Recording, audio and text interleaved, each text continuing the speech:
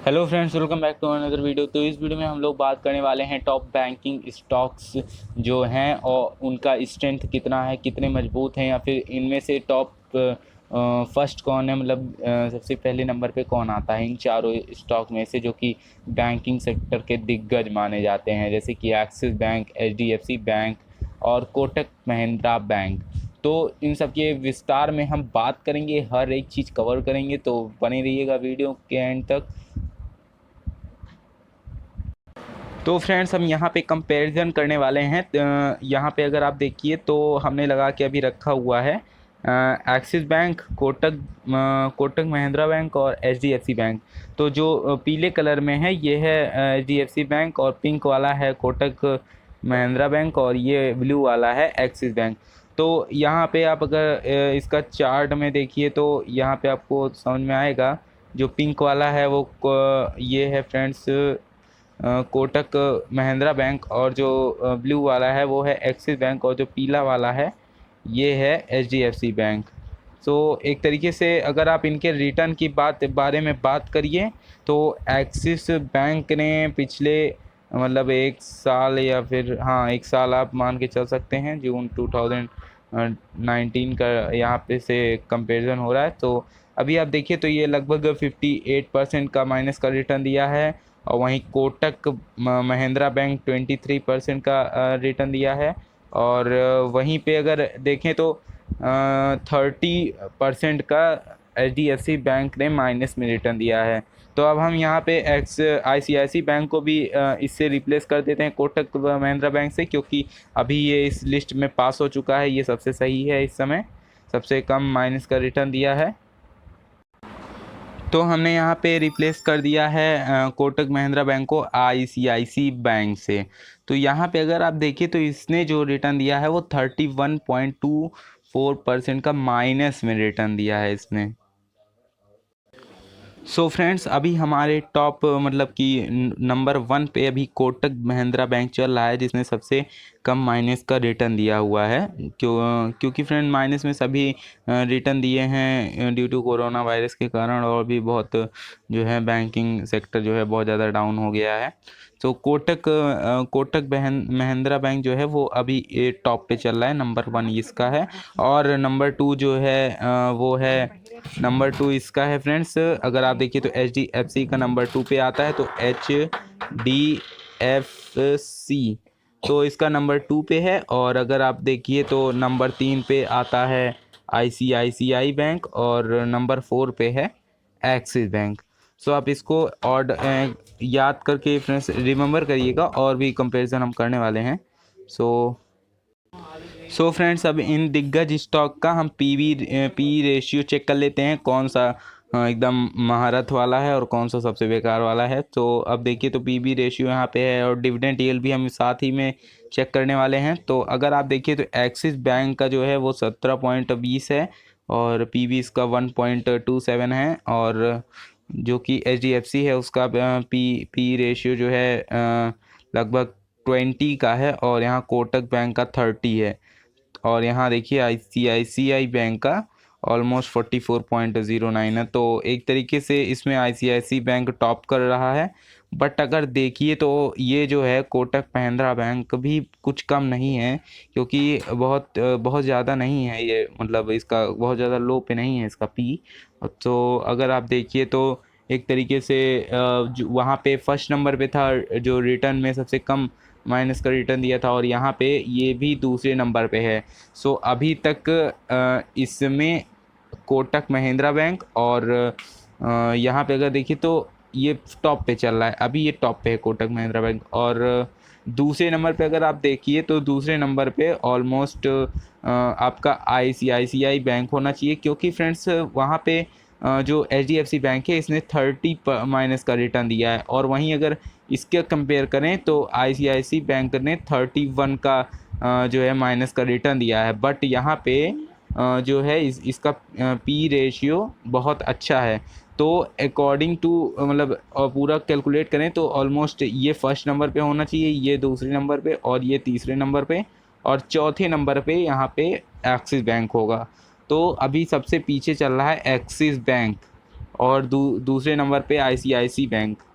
तो अगर हम डिविडेंट यील्ड की बात करें तो यहाँ पे जो है HDFC बैंक जो है 0.89 का है, और 0.29 का एक्सिस बैंक के पास है, और 0.06 का कोटक महिंद्रा बैंक के पास है। तो यहाँ पे आप देखिए यहाँ पे बहुत ज़्यादा कम हो गया है। तो अगर अब इसके बारे में चेक करिए तो इसके बारे में अगर आप देखिए 0.34 का इसका डिविडेंट यील्ड है। तो एक तरीके से यहाँ पे अभी जो है इसने मीन्स अभी भी ये अपनी सेकंड पोजीशन पे बनाए रखा हुआ है, और ये ऑलमोस्ट फर्स्ट पे है, क्योंकि डिविडेंड यील्ड कम है, बट ऑलमोस्ट और भी जो डिविडेंड यील्ड को अगर छोड़ के देखें तो ऑलमोस्ट सारी बातें अच्छी ही है। और इसका चेक करें तो ये अभी तीसरे नंबर पे है, और सबसे लास्ट में अभी चौथे नंबर पे यही चल रहा है, एक्सिस बैंक।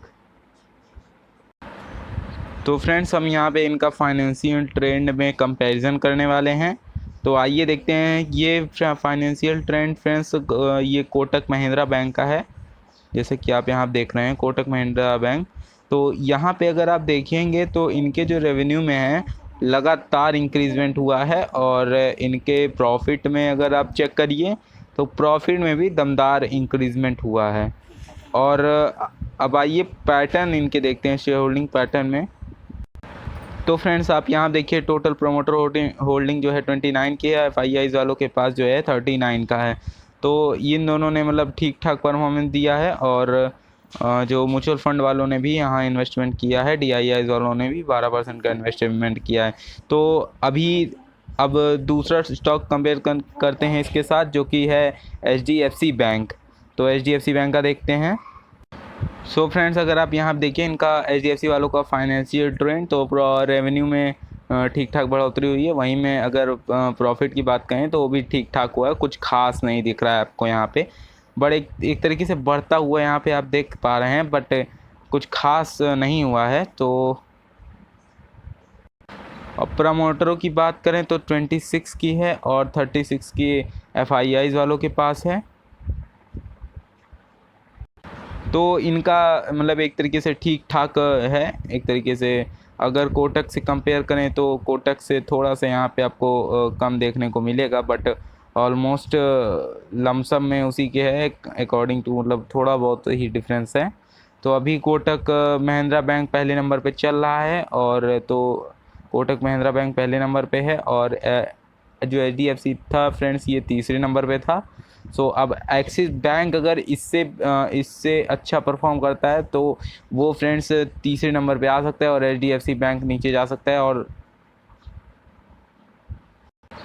सो फ्रेंड्स अगर हम देखें यहाँ पे ICICI बैंक के बारे में, ICICI के बारे में, तो अगर आप देखिए तो ICICI जो है वो ऑलमोस्ट रेवेन्यू में बढ़ोतरी किया है, बट यहाँ पे इनका जो है प्रॉफिट वो थोड़ा सा यहाँ पे आपको डाउन दिखेगा, ऑलमोस्ट 0.02 का। और और अगर इनके जो है शेयर होल्डिंग पैटर्न की बात करें, सो अगर देखिए तो यहाँ पे जो है प्रमोटर की होल्डिंग यहाँ पे अभी 2019 में 0 है। ऑलमोस्ट देखिए तो ये बहुत अच्छी बात नहीं है, 0 प्रमोटर के पास कोई होल्डिंग ही नहीं है अकॉर्डिंग टू मार्च 2020। तो यहाँ पे अगर आप देखिए तो म्यूचुअल फंड वाले उठा के रखे हैं स्टॉक, DIIs वाले जम के स्टॉक रखे हैं, और FIIs वाले भी रखे हैं। तो और अदर पार्टीज़ के पास से भी 11% का ही है। तो एक तरीके से इसमें आप समझ सकते हैं ये इसी के कारण इसको तीसरे नंबर पे आना पड़ेगा, क्योंकि जो है प्रमोटर के पास होल्डिंग की कमी है, या फिर है ही नहीं होल्डिंग, एक तरीके से आप कह सकते हैं। तो यहाँ पे 0 ये बहुत मतलब थोड़ा सा निगेटिव है इसके लिए। और अगर आप देखिए तो पहले जो है कोटक महिंद्रा बैंक जो है पहले नंबर पे चल रहा है, और अगर दूसरे नंबर की बात करें तो यहाँ पे HDFC ने टेक ओवर कर लिया है।